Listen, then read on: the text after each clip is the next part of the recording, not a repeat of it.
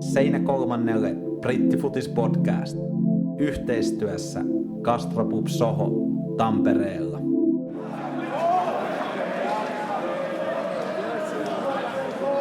Tervetuloa Brittifutispodcastin tähän osaan, jos meikäläinen Pauli Loukola tekee repparia niin sanotusti konsona paikan päältä. Juuri tällä hetkellä keskellä Rangers kannattajien marssi Old Traffordille, semmonen vajaa 3 tuntia ottelun alkuun. Manchester United Rangers ottelu siis.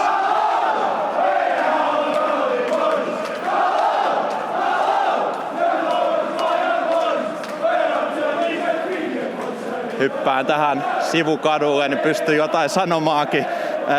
Tää on siis valtava kamppailu. Battle of Britain kutsutaan Englannissa, kun Skotti jätti kohtaa englantilaisjätin ja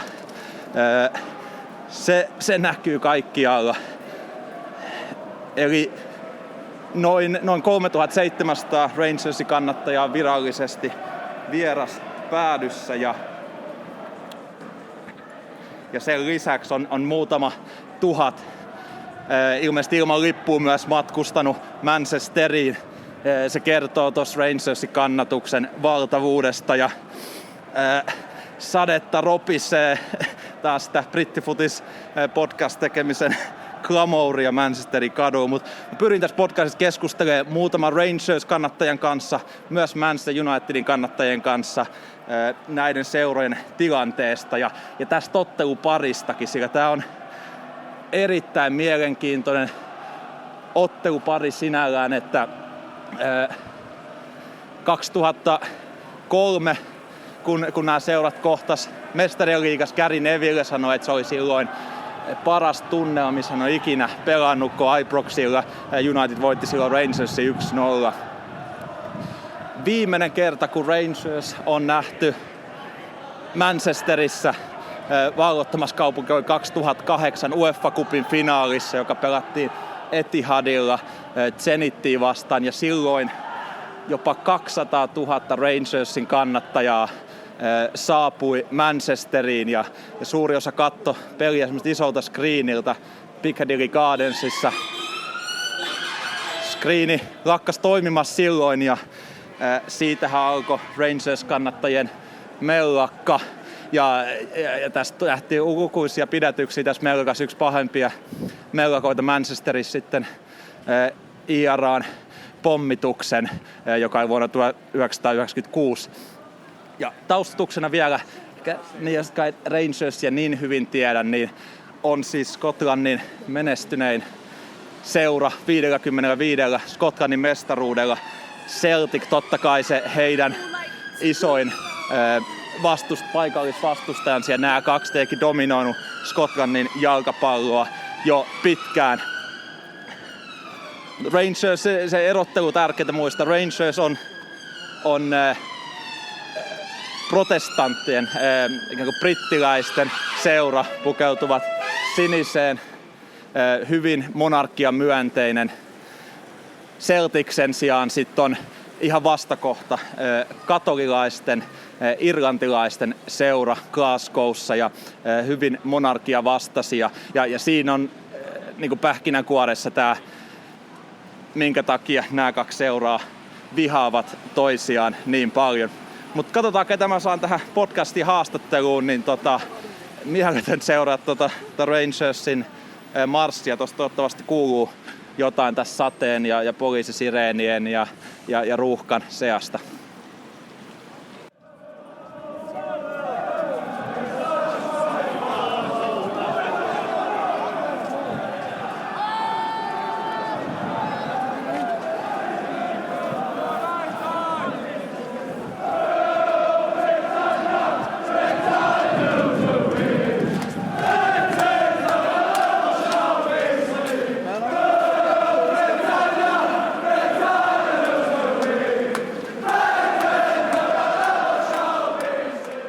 No niin, nyt on löydetty Manchester Unitedinkin kannattaja keskustan Oyster Barissa pari tuntia ennen ottelua. Otetaan hänen kanssa kiinni tästä Rangers Man Unitedin otteluparin historiasta ja vähän Man Unitedin tilanteestakin.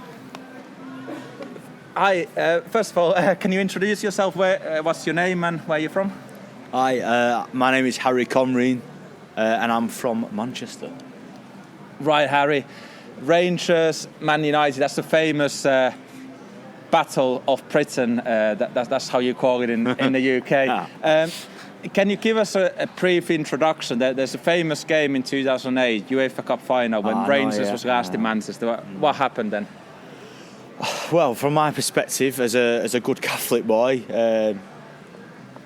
it's a tough one. It's a tough one.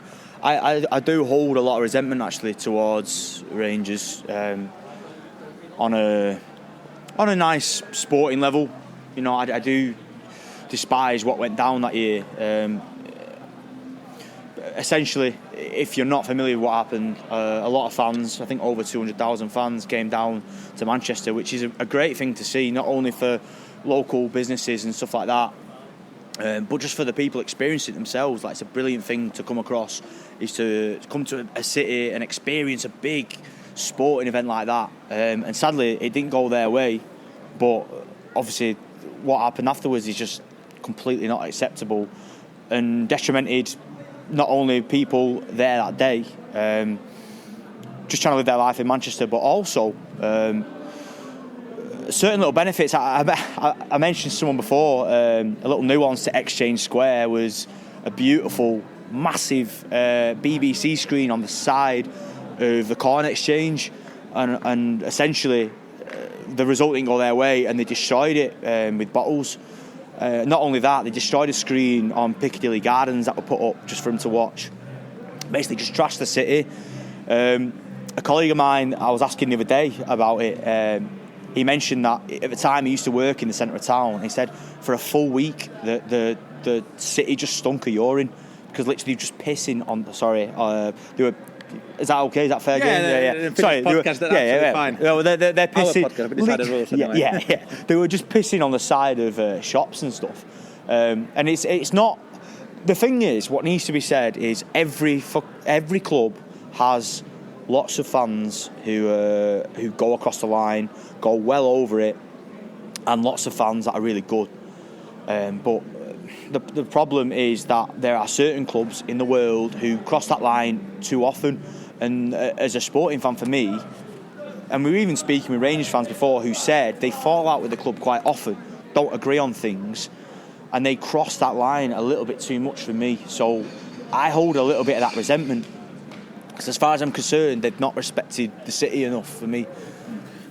You mentioned there, you're a Catholic boy yourself, and Rangers are known as Protestant fans. So do you think there's been a hatred in history between these two clubs because of that? From my perspective, no. The problem with the religious argument, for me personally, is that while in old traditions it all kind of adds up, modern day England and the society it's in doesn't really go that way. No one's pushing the religious element in England. And by conversations I've even been having today with Scottish people, it's down the middle. So if England's the 0% and Scotland's the 50%, the 100% is the island. Like, the island is where the Catholic Protestant thing is really pushed. So you're obviously getting a lot of Catholic United fans who I know myself, some from Cork, but from all over Ireland. If they're Catholic, they're either a United or a Liverpool fan. But if you're... Or Celtic, maybe. Yeah, sorry, or Celtic, or a Celtic fan from Scotland. However, if you're a Protestant fan from Ireland, you're going to be more likely to support Everton or Man City or Rangers as the Scottish representation. So yeah, but that's fascinatingly more of an Irish thing, where they hold those deep rivalries through religion in sporting aspects. You don't really see that as much in England. Let's talk finally quickly about the Europa League, and Man United seem to be struggling in the Premier League. Do you think that makes the Europa competition even more important now? 100%. Do you know what, actually, before this season, before we knew how messy it was going to be, I actually predicted I didn't think we'd win the league or anything daft like that necessarily. Well, something daft, but not. I didn't think we'd win the league. I thought we'd get top 5, top 4, but I had this weird feeling we'd do either have a really good Europa League run or win the Europa League. Interestingly enough, with all the crap going on right now, it's got to be said we are undefeated in the Europa League. I'm sure the recent games and form will get involved. But generally speaking, I don't have high hopes anymore of the Europa League. Interestingly though, if we're being like an optimist, glass, half full kind of person, I would have to say it's quite interesting. It's the only thing we're undefeated in this season is the Europa League. Is that right? We're undefeated in the Europa League, yeah. And also, Amorim, if we're respecting, the manager, Amorim is undefeated in the Champions League this season. So it's if there's anything to be optimistic about, it's those two making a beautiful baby. Now, I don't think that'll happen, but you can only be optimistic. Seinä Kolmannelle Brittifutispodcastin teille tarjoaa Gastropub Soho Tampereella. No niin, päädyttiin keskustan Oyster-baariin, kuuluisa pubi Manchesterin keskustassa, ja 2 Rangersin kannattajaa. Tässä on 2,5 tuntia ottelun alkuun. Right, we're here in Manchester, famous pub really. But can you introduce yourself? What's your name and where you come from? Alright guys, how you doing? My name's Callum, I'm from Paisley, and we're just doing to hopefully see the Glasgow Rangers get a win tonight, so buzzing. Yeah, I'm Gregor, the same from Glasgow, so just here to see the famous in Manchester tonight and looking forward to the game. How's the day been for you today? When did you travel? How long are you staying? We came down this morning from Glasgow. It was about a 3.5, 4 hour journey. Then as soon as we got there, it was out straight on the pints. So we've been drinking all day. I was obviously surprised for Glasgow, obviously, do you know what I mean? So yeah, designated driver today, so enjoying it from tonight. How many Rangers fans are there in Manchester?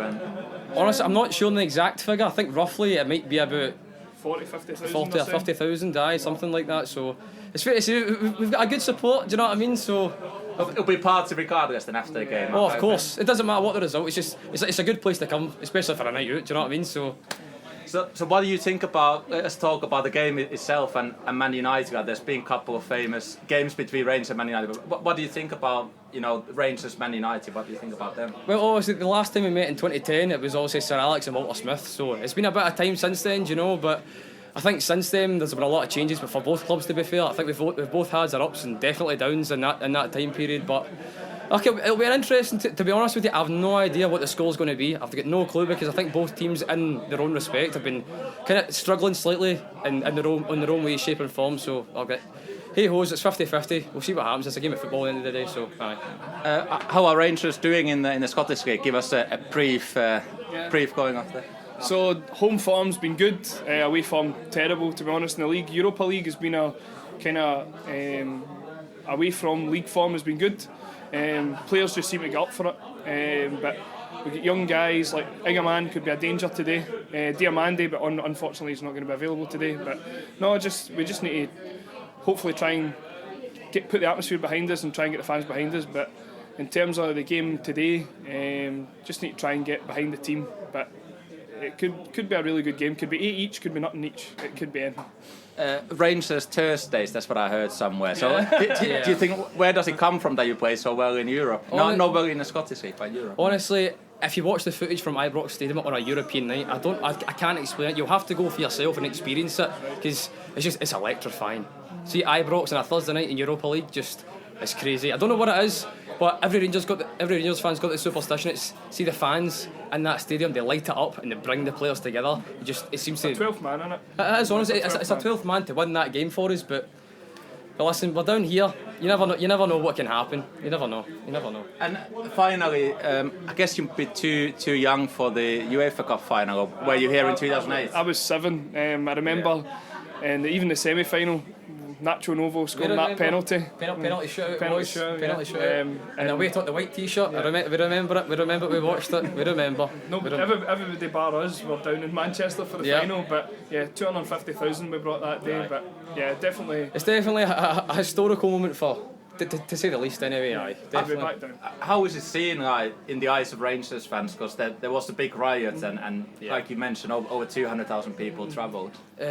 Obviously, you don't want to see that kind of thing anywhere in football, to be honest with you. But listen, it doesn't matter who you support. You're always going to get that side of people, regardless of what team it is, whether it's Rangers, Celtic, Man U, Man City, wherever you go, whatever you see, you're going to get that everywhere. But it's just part and parcel with life, innit? You're going to get that kind of thing, unfortunately. But hey ho, that's what it is. You can't do much about it. That's what it is. It happens. So. Score prediction finally for tonight. I'm going to go 2-1 Rangers. 2-1 Rangers. If I'm honest, I think both teams will score. I do. I think it'll be quite controversial if we Ahmad scores, given the fact he came alone to us for a wee bit of time. So I think I'll go with either a one each draw or hopefully a 2-1 Rangers. Hopefully a 2-1 Rangers. We'll go with that. We'll go with a 2-1. Yeah. Thanks for your time, guys. No, you're fine. Thanks very much, pal. Cheers. Apart from that, 12 away games I've seen us win. Hey, Bucharest. You'll see in Bucharest. I'm going.